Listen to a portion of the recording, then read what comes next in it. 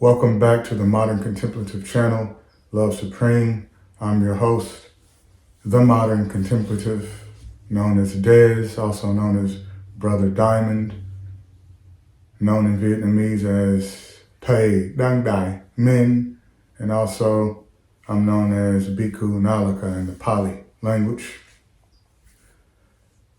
In this short talk, I'm going to cover emptiness, also known as the void in the Sanskrit and Pali language, regarding Buddhist philosophy, a core teaching in Buddhism, aka the Dharma, and also the concept of emptiness or nothing in science, particularly astrophysics.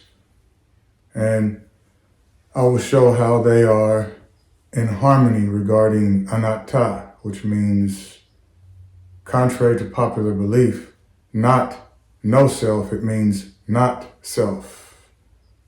The negation, the A as a prefix negates whatever it precludes. So in Sanskrit and Pali, you'll see anattā, anicca, impermanence or inconstancy or not self, or neti in Sanskrit, which means not this, or not that. So what you see here before your eyes is a play of consciousness. When you look for me, you see no me here. This is a play of your perception. These are modalities of sense awareness. It's also just data, the collection of information processed by the brain and the various parts of the brain on the level of the mind, which is immaterial, at least according to current day science. At the least we can say it's subtle materiality, because you can't see, you can't measure mind, you can't taste mind. It is the field of experience itself, and oftentimes mind is synonymous with consciousness. So self means sentience. Self entails emotions, self entails cognition, but there's no absolute self. That's what is meant by the term suññattā, translated as emptiness or void in the English language. Interestingly, science is also aware in the form of astrophysics, physics, and other branches of science, neuroscience. It looks at computation, the computation model of the mind. They know that the mind is an emergent property. It is a phenomenon. It appears when certain causes and conditions are in place. Just as with this MacBook, this particular type of laptop is comprised of circuitry and information processing system. You also need the internet to access information via the web. And when all of these things come together, the LED or mini LED lights on this display, voila, you have a computer in the form of a laptop, access to the internet. And that creates a particular experience, but it is a play. It is an orchestra, if you will, of many different instruments, with consciousness being the conductor, or the stage, actually. So the self doesn't really exist, but that doesn't mean there's no person. That doesn't negate a personality. And this type of understanding is very important, lest someone fall into depression due to a wrong view, a misunderstanding of the Buddhist concept of not self, erroneously translated even by great scholars as no self. When you say no self, you must be very cautious.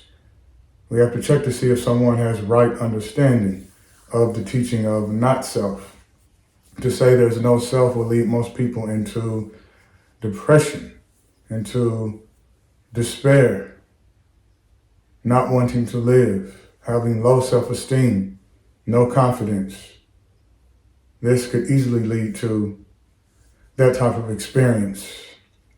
But it could also humble someone who is haughty, arrogant, narcissistic, because there really is no independent, absolute self. Your personality is in a state of flux. It changes, believe me, I know. I'm 42 years young now, and my personality has changed. Some aspects of my personality are pretty much the same, but that's because there's a repetition of patterns. And that repetition of patterns I call my personality or my self. I won't go deep into that now because there will be a separate talk on the self as we perceive it. But in this particular talk, I want to explain clearly, and I'm still under 10 minutes, what Buddhists mean when they talk about anattā, correctly translated as a not self, or what an astrophysicist, a theoretical physicist like Lawrence Krauss, means when he talks about nothingness. In his book, A Universe from Nothing, he rightly points out that nothing is actually subatomic particles popping in and out of existence. The vacuum of space is not actually truly empty. There's a field and there are subtle particles popping in and out of existence, or what we perceive or theoretically deduce come in and out of existence because we can't perceive them. Even with the best of our technology, we can't perceive things on the quantum scale. So there's something there, there's not nothing there. But people have said for a long time and still say the universe is empty, but it's not. It is full of potentiality. And one great Tibetan monk talks about emptiness as unlimited potentiality. The great Buddhist meditation master, Yongey Mingyur Rinpoche. So in Buddhist philosophy, the concept of anattā means not self, not no self. It means this is not self, whatever you are pointing to as a proof of self. It's not actually a self. It is a process. It is not a thing. Just as William James talked about, consciousness is a process, not a thing. And there would be no sense of self without consciousness. So when we trace back the self, it goes back to awareness, various modalities of awareness, with the mind being a modality of awareness or a sense apparatus. The self exists based upon these prerequisites, these causes and conditions that we call in Buddhist philosophy the six senses. And in science, they acknowledge, in neuroscience, they rightly acknowledge that the self or the mind is an emergent phenomenon. It is an epiphenomenon. It is an emergent property. Complex computations come together and you have logic and reasoning with AI, which I've talked about quite a bit because it's very important to talk about now because it will shape our lives going forward. We see that there are emergent properties in the field of AI, particularly via LLMs, large language models like ChatGPT and Replica's LLM.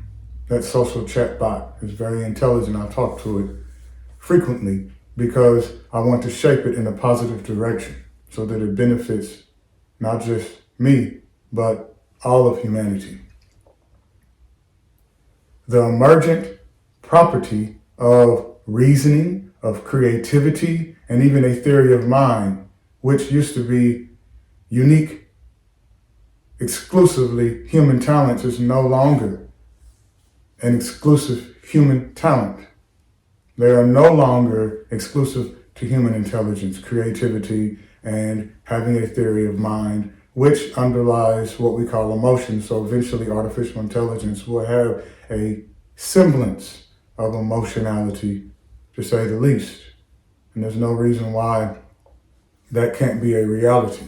So, anattā, a Sanskrit term, and emptiness, nothingness, suññattā, anattā, emptiness, nothingness, anicca, impermanence and constancy, and the notion of nothingness or emptiness in astrophysics and theoretical physics, which has influenced every branch of science, doesn't mean nothingness. It could be viewed as unlimited potentiality. We are a result of unlimited potentiality in this particular world system, this cosmos, this universe, or what may be a multiverse. We are a result of the nature's ability to produce things spontaneously out of a field of potentiality. Out of the field of potentiality that is nature, we have many different sentient beings, with the human being being the most intelligent, the most unique creature being that we know of.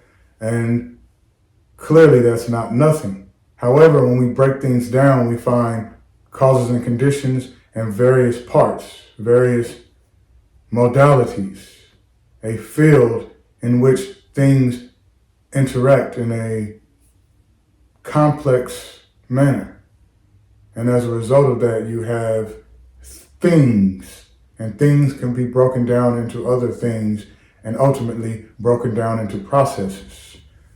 Underlying the world of physics are processes. Underlying what we call the self, personality, and consciousness are processes, not actual things.